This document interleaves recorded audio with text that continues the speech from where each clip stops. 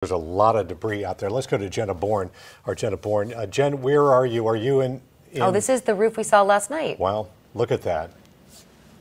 Tell us what you're seeing there, Jenna. We're in South St. Pete in the Tropical Shores neighborhood, and we were actually here when the couple who lives here got home. They said that they saw this damage to their home for the first time on 10tampabay.com when we were out here last night. Take a look at this.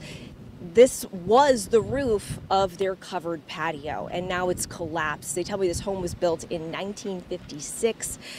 You can see that they boarded up their windows, and thank goodness they did, because who knows if that window would have broken if when this roof collapsed otherwise. They put sandbags out, but they did not anticipate something like this happening.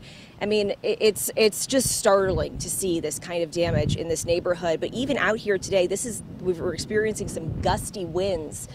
This is one of the gustiest areas we've been in St. Pete over the past 2 days. And if you walk with me over here, you can see the roof has collapsed right on their patio chairs here. This is what used to be their front porch.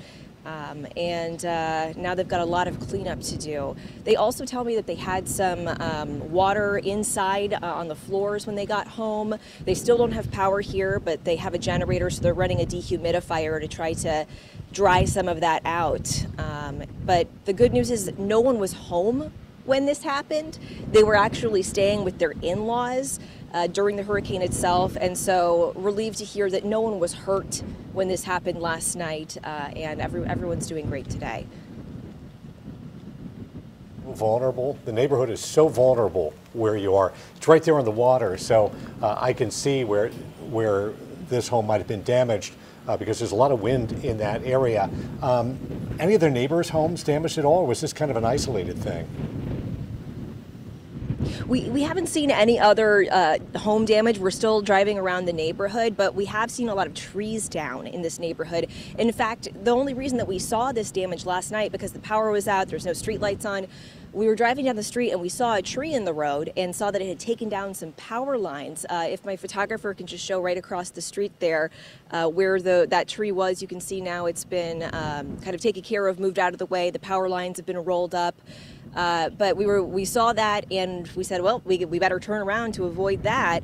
And that's when our headlights shone on this home and we saw the damage. We drove right by it at first because it was so dark out here, but we are seeing a lot of tree debris in the roads that people are out here working to clear that out today.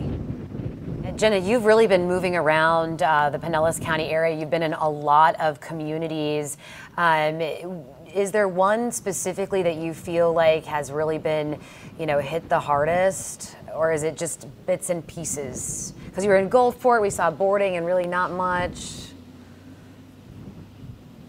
Yeah, Gulfport looked great when we were out there last night.